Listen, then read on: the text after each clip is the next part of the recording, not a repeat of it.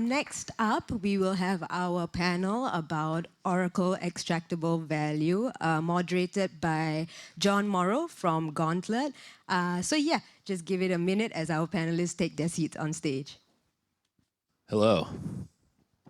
I'm John. I'm COO and co-founder at Gauntlet.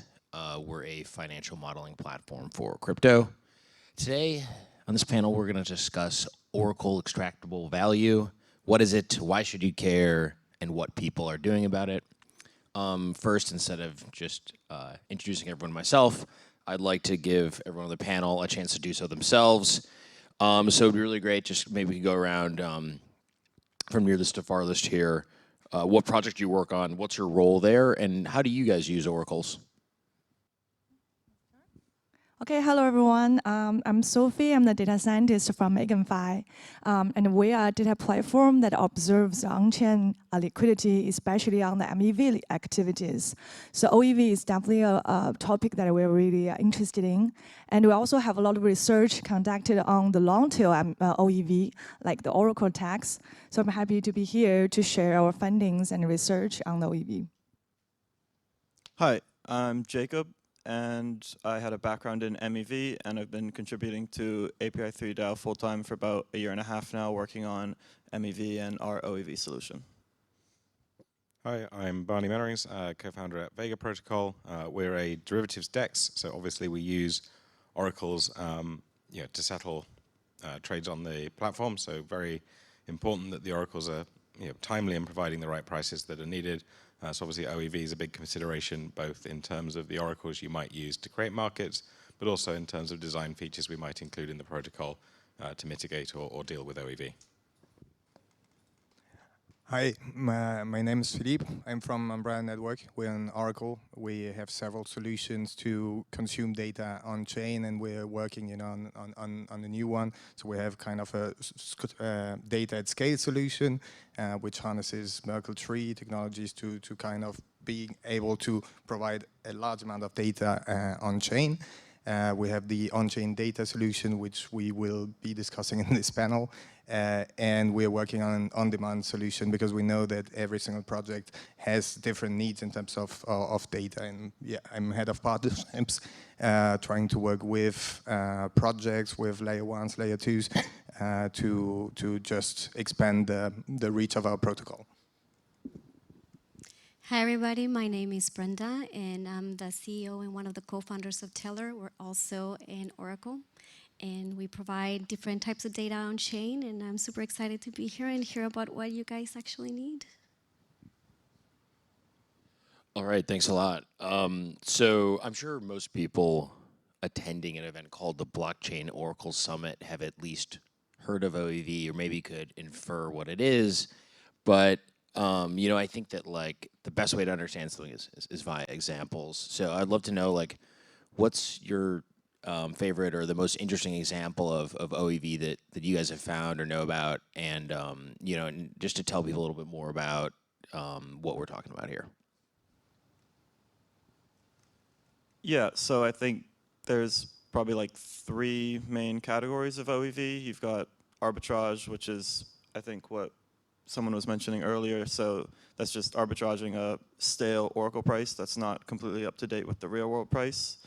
You have liquidations, so that's obviously very different. It's actually kind of built into the protocols. It's necessary to prevent them from being insolvent. And then Oracle attacks, so any type of malicious behavior by the Oracle. I think you pretty much covered it. I think you covered a really good summary of the types. I think the one I find very interesting is, particularly when you're looking at, say, Ethereum-based chains or other general-purpose chains with gas fees, the baseline incentive is to provide as few updates as possible to an oracle.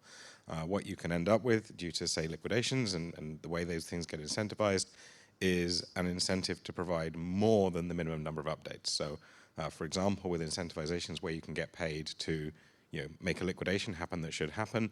Perhaps you have an oracle that price has to move, every 1% price move causes an oracle update, but actually someone's able to see that a liquidation would occur with a 0.2% price move, which is not going to necessarily trigger a required update, but you can get paid out for doing that. So you have an incentive kind of if the price moves in a direction that is hitting liquidations to update it more often, and then less often if it's not. And that, you know, can be argued about whether or not that's good for the overall price discovery and situation on chain. It's definitely good for making the liquidations happen, but it creates kind of new types of incentive, new types of performance, and things that are going to occur on chain which are perhaps different to the initial expectations of a protocol designer, and that's where you get funky behavior.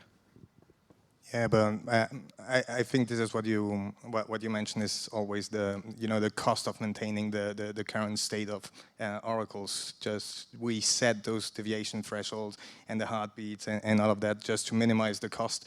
Updating an oracle on chain in a push manner is just far too. It's not even financially viable, not for the oracle, not for the for the end users that actually subsidize the oracle feeds.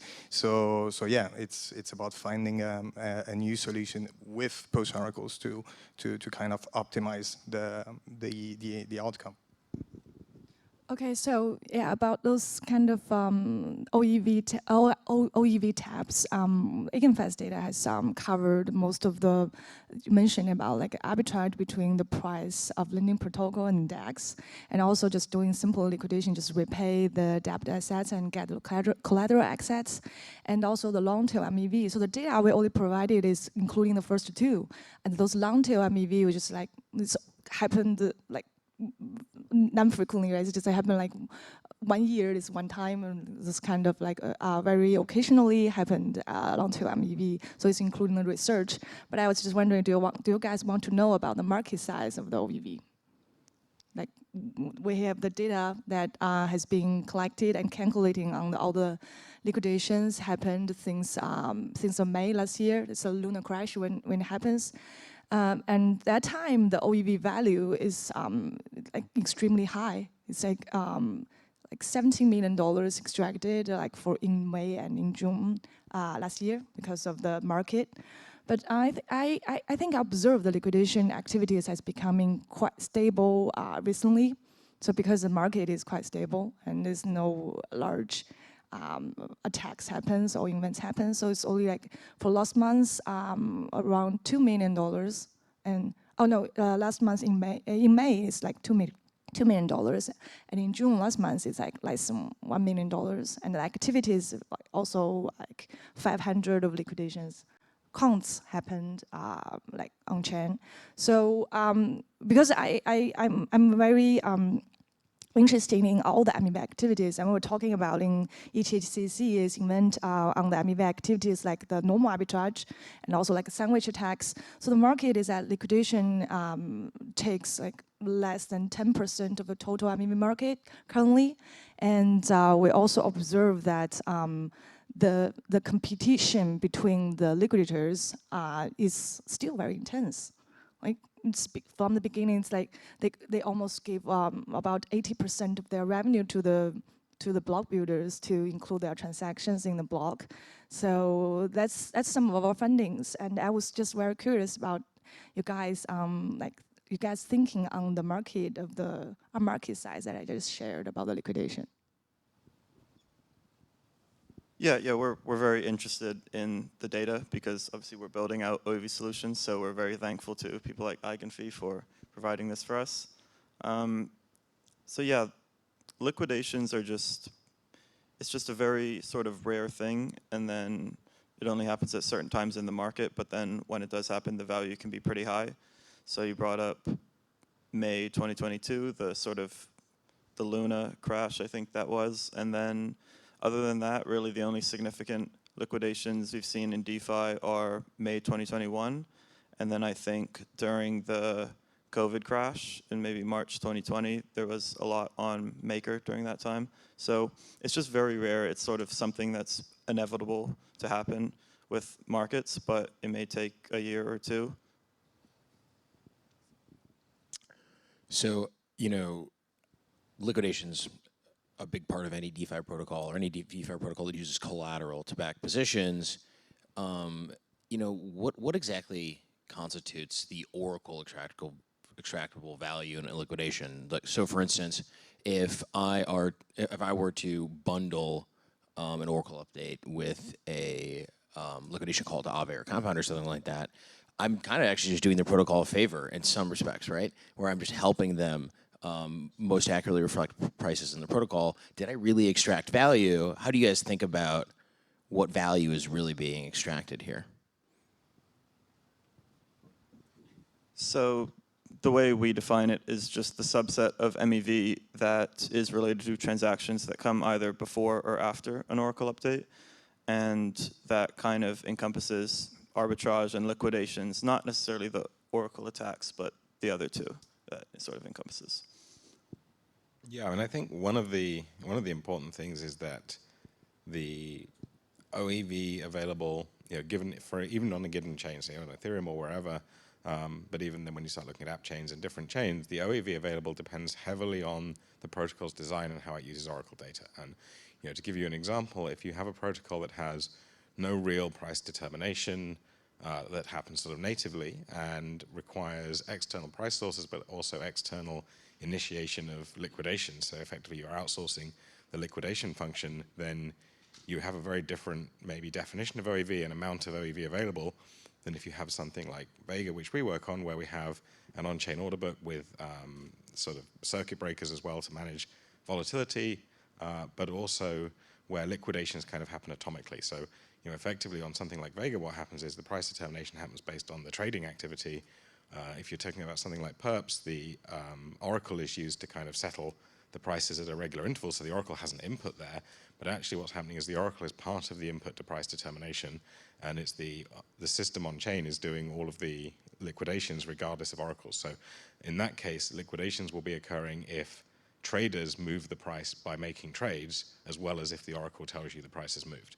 Whereas on some protocols, you require the external input and the Oracle before the liquidation occurs. And so, one of the ways that I think about this, and I have the same sort of opinion of MEV, is there's always going to be some OEV, there's always going to be some MEV, but designing your protocol or even like the base infrastructure chain that you're working on in such a way that it allows for excessive amounts of that and creates kind of incentives for an ecosystem of people kind of trading this sort of value extraction from the protocol. And that's kind of what we mean by extractable value, right? You've got a protocol that has natural users who are buying and selling liquidity, buying and selling the underlying or the derivative or whatever. They're the natural users. And when you have a sort of parasitic user who can extract value from that natural ecosystem by making something happen, either because it's badly designed or because it needs that forcing function to happen, that's kind of your extractable value. And I think designing the protocol to minimize that and trying to have the smallest amount of that value sucked out of the ecosystem is one of the most important things. So that's how we think about defining it, and we also think about trying to minimize it rather than trying to legitimize it.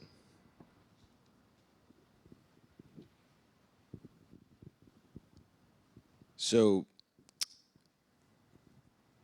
kind of moving on here, I think then, we've talked about sort of how this value can be extracted, excuse me. But what do you think the biggest threat that OEV poses today? Is it just around sort of basically rent seeking, or people joining the market and not providing value to natural users, or does it affect security, stability, decentralization? Well, I think the threats we are facing for OEV is because the Oracle is like bridge to transfer the off-chain information to on-chain, and it's just like how do you like make sure the information you get from off-chain is reliable, and all the DeFi system is based on the oracles. So if there's like manipulation on the oracle's price, and they will just like put the whole the system that relies on this oracle in danger. So there's like many attacks has happened. We have I just want to share an example that we have found for oracle attacks on the Abracadabra this protocol. So this attacker was borrows the assets in a rate, and then wait for the rate to be updated, and then just liquidate its position by then, just using this kind of steps, doing this kind of attack. But the thing is, at that time, the price of this collateral just dropped like decline very dramatically at that time, like 15%, or like in seconds, just drop very quickly. But the price in the protocol, it's just saved the Oracle's price. It didn't get updated in time. And that's where the attacker could extract so much value from the protocol and causing loss of the users.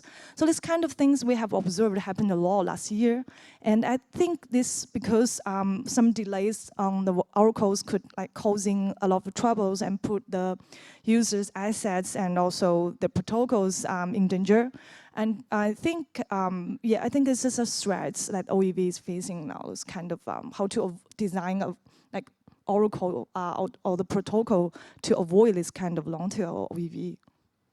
Yeah, and I think the Oracle resilience is key there, whether it's by design or just malicious input of data that is causing this this situation that you say, and then just creating this OEV. Maybe I actually like what API 3 came up with this solution where someone who sees that an update is needed, create a market for it, so that someone could actually go and update the price as often as possible to create that, and this would minimize the cost on the end user value, but create an opportunity for someone else to come in and extract a bit of value, but do some good to the overall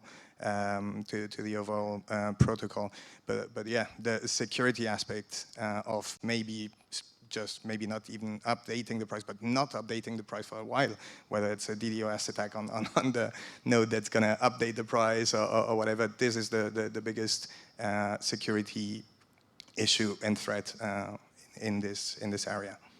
Yeah, I think sort of building on that, I think one of the key things with a lot of oracles is what you might call economic security. So the idea that people are either incentivized to be honest, or even at the base layer, you're actually taking some data from another market, and so that can be manipulated at a cost.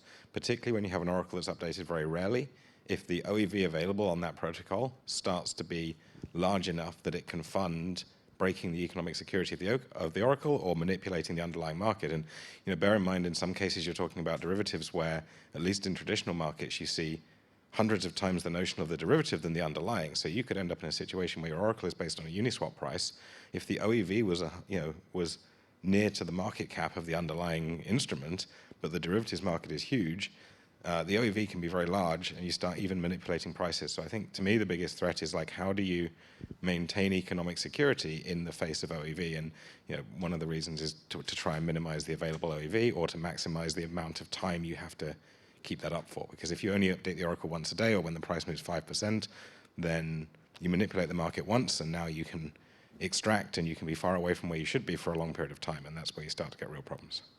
I mean, if there's that incentive will always be there. If there is a greater gain from an attack, that's always going to be there. So that's something that I think it's not just OEV, but just in general, protocols need to take into consideration, especially because a lot of protocols, I feel they don't look at the Oracle implementation until the end.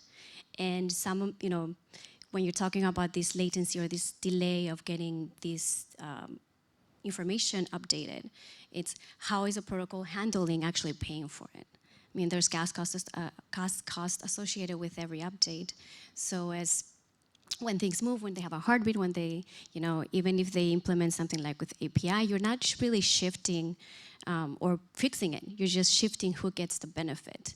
And I think in DeFi, just in the traditional system like here, we're going to end up in a space where we're going to have to admit that the biggest players and the most profitable ones will be those that are the most technical ones. And it's very hard to really fight that, because if the gain is there and available, the most technical people are going to be able to exploit it no matter how you go about it. You just make it a little bit harder. And then we have to start thinking then, who are our ultimate goal as our users? Because now, even with the API 3 solution, you're looking at hopefully driving the profit to zero with this open market and the auction, and then sort of giving back this part of that profit to the dApp. But should the dApp be profiting out of OEV? I feel like there's this weird or incentive that could also be dangerous. But, yeah, sorry. Yeah, so to sort of clarify, API 3, the ethos with our solution is, like everyone's been saying, to first minimize any that is available, and then we sort of believe there is an inevitable OEV that you just cannot minimize.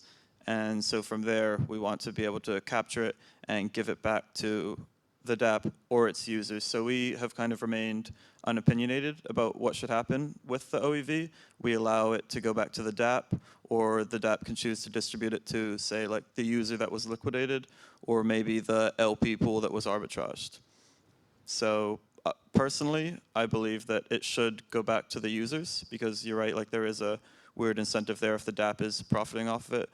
And I think going back to the users is just inevitable, because what we want to do in DeFi is provide best execution. We don't want to be extracting big fees from users. Yeah, and you don't want, I mean, I would think that the arbitrage, or whoever got arbitrage, it could have been them, right? So because everything is anonymous, so I feel like I definitely would go with the users. But yeah, no.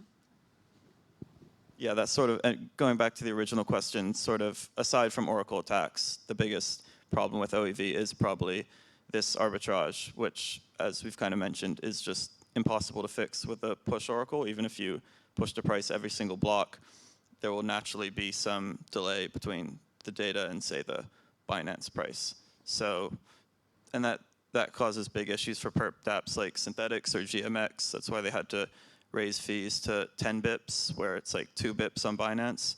So that's probably the biggest problem that OEV has been causing to DeFi, I think. Yeah, I think that's a really good point, but I think equally you can do more to minimize that. Like, for instance, on Vega, because we're an app chain that's designed entirely for trading, we have a sort of sub 1 second block time, and we also have no fee to send the Oracle update. So from the side of our chain, you can update once or even multiple times in a block with the latest information. Now, that doesn't get rid of the delay. There's a delay because of the latency of the block. There's a delay, as there always is in any price feed. But minimizing those things, reducing them, and also it's a very strange incentive having fees to push data you need. It's one of the big problems with general purpose chains for trading is, if you're a centralized platform, what you want to do is attract people to place limit orders and give pricing information, and attract people to provide up-to-date market data. If you're a decentralized platform, you kind of go, hey, we don't want that. You have to pay to provide it to us. And so I think one of the reasons I'm very bullish on app chains, other than the fact that we built one, is that I think being able to control the fees in a different way and actually say, well, the trading activity generates fees, and then there are certain things we actually either want to pay for or don't want to disincentivize and want to make free, enables maybe improving some of these things in terms of the frequency of updates from oracles, for instance. So I forget who it was, but someone mentioned like push-style Oracle updates. I think that, you know, to not play any favorites, I'll use 2 examples from oracles not represented in this panel. But I think that, like, you know, you see the Chainlink style stake and slash oracles that provide some security there, as well as things like Uniswap, where you can derive price information from the pools. How do you think those 2 solutions, you know, affect OEV? And are there other solutions that maybe take a little bit from both, or new altogether, that might provide better solutions for, you know, preventing undue value extraction from rent-seeking market participants? So I think, I mean, you mentioned TWAPs. They're sort of, in terms of arbitrage, that is sort of the opposite way you want to go, because they're naturally delayed from the real price. But I guess the most exciting thing happening now are pool-based oracles, allowing you to sort of, the oracle produces the prices off-chain or on some other venue, and then anyone can take that price and push it on. So what dApps are doing, like Synthetics and GMX, so they're moving towards a design where every time you want to make a trade, you have to push a new price with it to sort of guarantee that you're getting the least stale prices possible. And even what Synthetics have done is implement a delay. So if you want to make a trade, then you make an order for it on chain, and then that order cannot be filled for 4 seconds. And it's getting filled with an oracle timestamp from 4 seconds in the future of when you made your trade. So it's actually impossible to know for sure what price you're going to be getting executed at which makes which makes arbitrage basically impossible. And there's another cool thing you can do is if you, so the delay is 4 seconds, for example, and they set that because the time that their oracle lags the real world Binance price, which is just the time that it takes the oracle to get the prices from Binance, come to consensus, and produce it so it can be consumed, is about 2 to 4 seconds. So if you're getting filled at a trade 4 seconds in the future of your order, that was actually probably the real world Binance price at the time when you placed your order. So effectively creating no delay between the oracle and the user's trade, ideally. I think it's interesting when people talk about the Binance prices being real because, I don't know, I've never traded on Binance. I don't think I'm even legally allowed to as a US resident. And I know for many of the assets I trade, which are low liquidity assets, maybe some people call them shit coins. I don't know. I won't judge.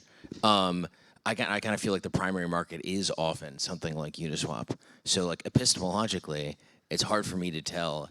People say, like, oh, the real price is on centralized exchanges. And I'm like, well, these assets really aren't on centralized exchanges at all.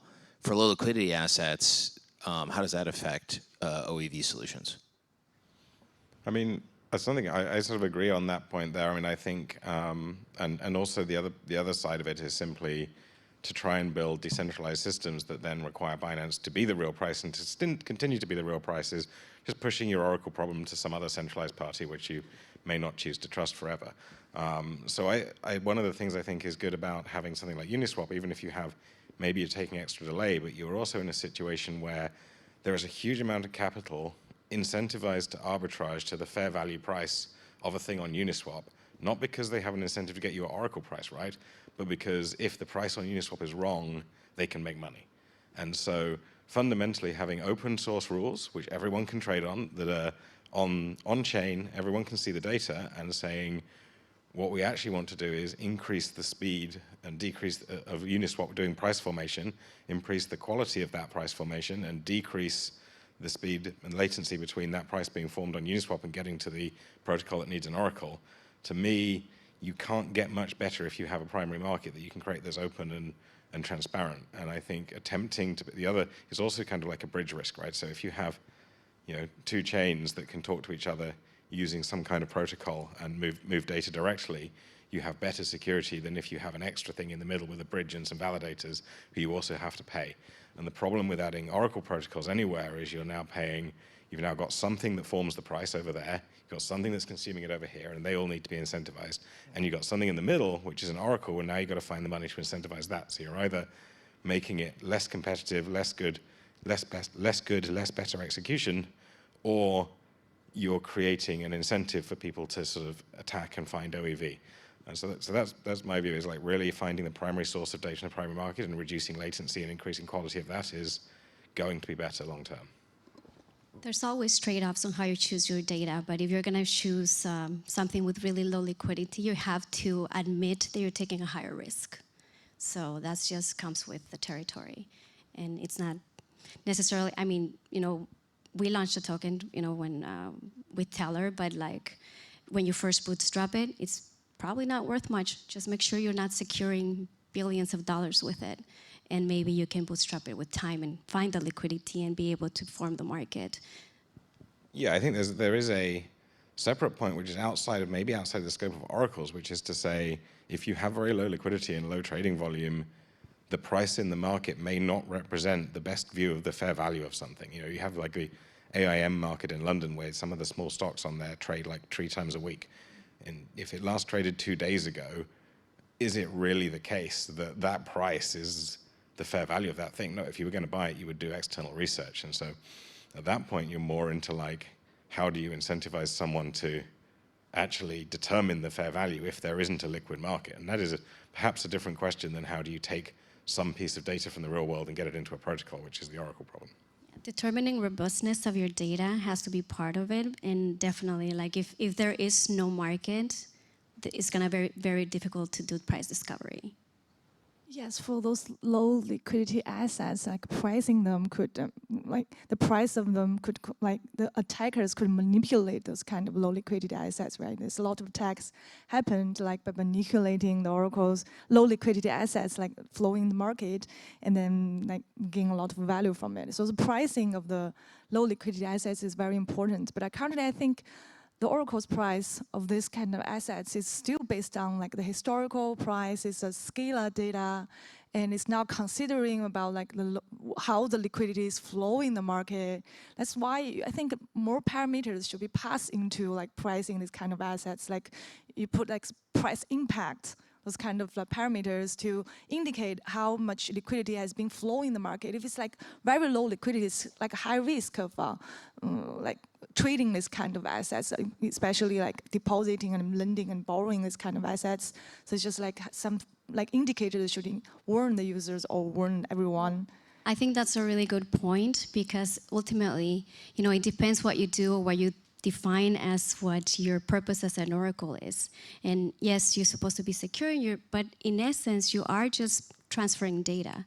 You have, as an oracle, I think it's super important to talk to our users and talk about the robustness of the data that they need and have a proper definition of what they actually need. You can't just be using somebody else's proper definition for a shitcoin, you know? It's like, you're gonna be like, oh, okay, great, I'm just gonna take it because they said this is how it's supposed to be done. You're taking somebody else's use case that may be perfectly great for them to use, but applying it to your case, it's probably not the best thing to do. So no matter who you're using as an oracle, you should definitely have that conversation as to what should be the price that they should be providing. You know, I think one thing too that protocols that rely on oracles have to do is acknowledge just some of the uncertainty there, and also just some of the risks. So, for instance, like at Gauntlet, we set caps across our customers' protocols, like an Aave and Compound. There can only be so much collateral of a certain type deposited, or so much of an asset borrowed, and you know that actually allows you to limit some of the issues that Barney mentioned, where you might be relying on a very small underlying market of trading to support, you know, a really large quantity of value. And if you have, you know, hundreds of millions of dollars of some asset in a lending protocol, and you get a bunch of liquidations, there's much less than that in actual real liquidity in this, you know, on chain. Then you're going to have some very undesirable outcomes. But so now kind of let's get onto some of the fun stuff here. In the future, you know, I think that OEV, it's sort of an emerging field of study in the industry. I would love to know, you know, what do we think the trends are for OEV going forward? How do we think the industry is going to look with respect to OEV in, say, maybe 5 years? Well, I think with the regulation, like all the like efforts made, like of all the security settings of the oracle's price, price definitions, all the efforts made, those long tail MEV should be like eliminated a lot, like for the OEV market, and the regular liquidation will be more standardized, because I think currently the lending and borrowing market is lack of standardization, and which leads to it's hard working for the protocols and also for organizations to develop any strategies to protect the users. It's very hard because, you know, lack of the standardization, and so things could be done like. I think the first thing I could think of is like real-time risk management based on the like the on-chain liquidity data to help the user to manage any risks. And the second is the Ethereum is like lack of liquidation layer. So everything of all the liquidations happened is out of protocols, controlled by protocols and oracles. So I think with all the regulations, like in the future happens, we're expecting more of like standardized liquidation, the OEV market, and with less attacks happen for the on oracle attacks, which will lead to, you know, less loss from by the users, and, you know, a much healthier market. Yeah, I mean, I have a feeling it'll be quite different MEV. And the reason I say that is with MEV, what you have is most of the value on one chain, Ethereum, and that chain moving relatively slowly in terms of how like the underlying infrastructure changes. So you have the conditions for someone to people or some group of people to get deeply into like how to extract MEV and how to build an ecosystem. If you look at OEV, you have an ecosystem of hundreds of Oracle providers and also hundreds of protocols they're going into. And the OEV solution for each combination of like this Oracle and this protocol, like what can you do with Oracle data in this protocol to extract value, and then what does that Oracle, how could it be exploited, or how could it take advantage of that, or how could some other actor take advantage of that is different. So you're sort of in this situation where if I pick a pair that's very common in an Oracle, like, I don't know, Chainlink going into Aave or something, I don't know, and something like that, and say I could exploit this for this much, if people see that and don't like the outcome, you know, maybe they just change the Oracle or combine two Oracles together or find a way to fix that. So I sort of feel like what you will end up with is Oracles may be looking to use OEV as a way to get paid, because Oracles, sometimes it's difficult actually to figure out how Oracles get paid themselves.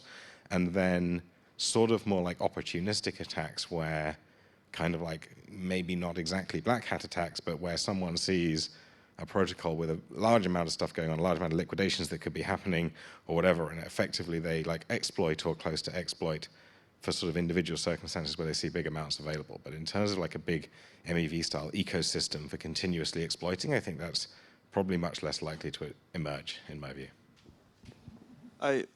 I do think Oracle latency arbitrage will be a thing of the past in 5 years, and it's going to zero because of sort of the pull Oracle implementations I was getting at and things that you're doing at Vega Protocol. I think that will no longer be an issue soon, but I'll sort of take the opposite side of your view regarding OEV compared to MEV. I think we know liquidations are here to stay, and I don't think there's a fundamental difference between how liquidations occur and how sort of the MEV like sandwiches or backruns on an AMM will occur. The way MEV is trending is order flow auctions, which instead of what you'll probably be familiar with is priority gas auctions, where searchers are bidding to get the right ordering in the block, and then the value goes to the validators. And the new trend is making the user, who's maybe getting sandwiched or backrun, the auctioneer instead of the validators, and giving that value back to them. And I think fundamentally, there's no reason why that can't be done with liquidations as well. And I think it's sort of inevitable that all liquidations in the future will go through some type of auction with the user as the host, so they get their value back. I mean, I agree with you. The future, or I feel like DeFi protocols are moving, thinking about how to get away from push oracles. You know, it's a natural evolution. Right now we have this industry standard. Everyone's using it, and everyone's piggybacking on Chainlink's Oracle feeds for the top 20 assets, because most of them don't pay for it and it's free, so it's always cost optimization there. But this pull Oracle is what is gonna make it, as you explained earlier, you know, closer to the truth and minimize the OEV, and probably maybe it will be just a matter of discussing this for the next few years, but that might disappear at some point. Yeah, I mean, I think the ideal version of a pull Oracle is in fact something a bit like an order book, right? So like if you're actually liquidating based on a market price, you ideally want to do what centralized exchanges do, which is actually say the market is going to tell us what the price has moved by placing orders and by moving the price. And so you can end up in a situation where you're much less dependent on oracles for liquidations. And I would imagine that in 5 years' time or 3 years' time or something, like a very small percentage of liquidations will be driven by oracle action as opposed to other participant action on protocols. So I think you just painted a really interesting picture of what things are going to look like going forward and some of the trade-offs there.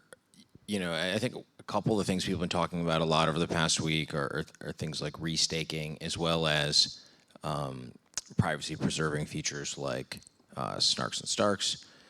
Will, you know, things like new types of staking systems or ways to leverage existing security towards new problems like eigenlayer style restaking. Will this or things like ZK snarks, will this affect the future in some way, or are there other technologies that you guys see emerging that might change this landscape?